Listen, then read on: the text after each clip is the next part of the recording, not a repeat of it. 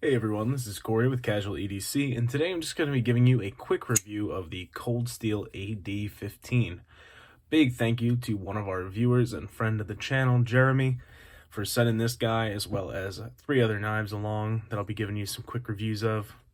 I really appreciate you giving me the chance to check these out, and let's get into the review here. Like I said, quick review, but we're just going to do a little bit of size comparison like always first. The 84mm Victorinox Cadet, as well as the Benchmade Bug Out. As you can see, it is a big knife, and we're going to get into some specs very quick for you. Looking at an overall length of 8.5 inches with a 3.625 inch blade and a 3.5 inch cutting edge, blade width of 1.25 inches, and 0.15 inches on the blade stock here, so nice and thick. You have a good flat grind on this drop point blade. This one is in S35 VN. I know they make the light version of this now. That's a little bit cheaper, about $100 less, and comes in with a different blade steel on that. Let's see here. Sorry, I got my laptop pulled up here. A handle length is 5.25 inches, and a handle thickness of 0.59 inches. So it's a little bit chunky. And it's heavy too. It's 6.57 ounces. That all being said, this carries very nicely. I carried this both at work, which for me now is an office environment, and I carried this around in basketball shorts and jeans, and honestly, it was all right. It is heavy. It's definitely chunky, but it fits the hand really well. It carries pretty nicely. The clip doesn't carry very deep, as you can see. You can see there's a lot of knife left right up in this area. That'll be sticking out of the pocket. So that's something I really wasn't a fan of. But that being said, like, I keep saying that now.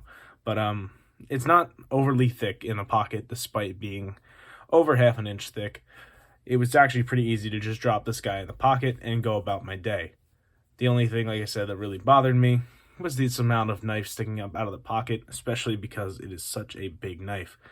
It's one thing to have, say, a little bit of the bug out. This is a deep carry clip, but if that much of the bug out was sticking up, it'd be one thing. But you look at that, and it's almost half of the thickness of what's coming up out of your pocket with the AD-15. So, a little bit of an annoyance there for me, but not all that bad. This, of course, is an Andrew Demko design, which is why you have the AD in front of the 15. Andrew Demko is a custom knife maker who does a lot of collaborations with Cold Steel and a lot of designs for them, which is why you see like the AD-10 and this here, the AD-15. He was the inventor of the triad lock, and kind of continuing with locks, he has the scorpion lock here. So the way that this lock works is that there's this black bar on the back that has this pin. And this pin seats itself right inside this groove here when the knife is open, kind of like a lockback knife. A lockback knife has a very similar groove like this, and the lock bar has a little groove on it, that little like finger on it that falls into that groove. And when you depress this area on a lockback, it lifts the whole bar. In this case, it doesn't pivot in the center like a lockback would, but instead pivots at the bottom. So you pull with your fingers back on the top of this, and that is what disengages the lock. So you can see me doing it one-handed. It's very easy to do with two. Opening the knife, you have to just make sure that you're not putting any pressure on the back of this. That took a bit of a learning curve, but pops right out. And then you can see when I pull this away, the blade can swing shut. And hopefully you'll be able to see this happen here.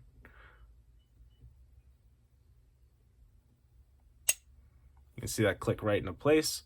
And then I pull with my pointer finger on the lock bar, and I'm going to push against the G10 here. And that is the way I found to best disengage this one-handed. Really smooth operation. So it's nice. You have a nice smooth lock. And you can also open the knife in the same way by pulling the lock back and flicking the knife, just like with an axis lock. How you can pull down the axis lock and flick a knife out. Same idea. Coming down to cutting performance, I put this through lots of cardboard and it cut really well. It's fairly thin behind the edge for being such a thick knife. I don't know if I'm going to be able to do this justice on the camera here, but because the blade is so tall, because it's so wide of a blade, and the grind's so high on it, it actually comes down to a very thin and very slicey edge for its size. It's not going to be cutting the same way that the bug out might, or that like a TRM knife may, but it cut really well, and that really surprised me because I saw the blade stock thickness and thought for sure it was just going to be a big chunky blade that was going to have a hard time, but it really cut well. And Cold Steel does a really great job with their factory edges. So this guy is plenty sharp and gave me no issues. Ergonomically, this fits really well in the hand. A little bit of an oddity is you can kind of see it there. There's a little bit of the blade tang sticking out right in that area. So hopefully you can see that on that angle. You don't feel it ergonomically. I really only noticed it today after using this for 4 or 5 days now straight. It's it's really no issue at all. A little bit of an area if you wanted to choke up. I didn't find myself choking up at all because, like I said, this fits my hand really well here. I wear large size gloves, so that gives you a good idea. This jimping, really purposeful up here on the back, and it just made for a really nice experience. And every Cold Steel I've handled out of the 3 I've had have all been really great, and I would definitely like to check some more out in the future. But this is a really neat design from Andrew Demko and Cold Steel here. It's really well done, honestly. This grind, like I said, is fairly thin, so it cuts pretty well. S35VN, and of course the Scorpion lock, which is the Demko design lock, just like the Triad lock and his new lock, the Shark lock. You know, all invented by Andrew, and this design is his, and it's just really well executed by Cold Steel.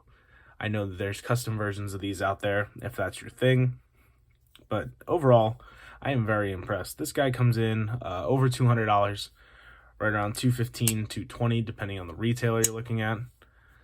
But you are getting, you know, pretty thick stock of S35VN, new lock on the market, G10, and just a really well-built user type of knife.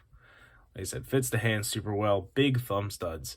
So this would be super easy to use in gloves, and with gloves on, I would probably close this two-handed, which I just pull back on the lock while also putting pressure with this part of my hand on the back of the blade, and it shuts pretty easy. So I think this would be an excellent work knife for anyone who needs a big knife to get the job done. So that's going to be it. Just a little quick review for you guys. I don't want to go too much in depth because I didn't have the chance to have this knife for too long. I want to get this and the other knives back to Jeremy in a reasonable time frame here. But I did carry this guy quite a few times and did a lot of cutting with it. And like I said, I was impressed. It really fit well in the hand and really performed better than I expected it to, given its size and its thickness. So yeah, thank you guys so much for watching. Hope you enjoyed, and we will catch you in the next one. Take care.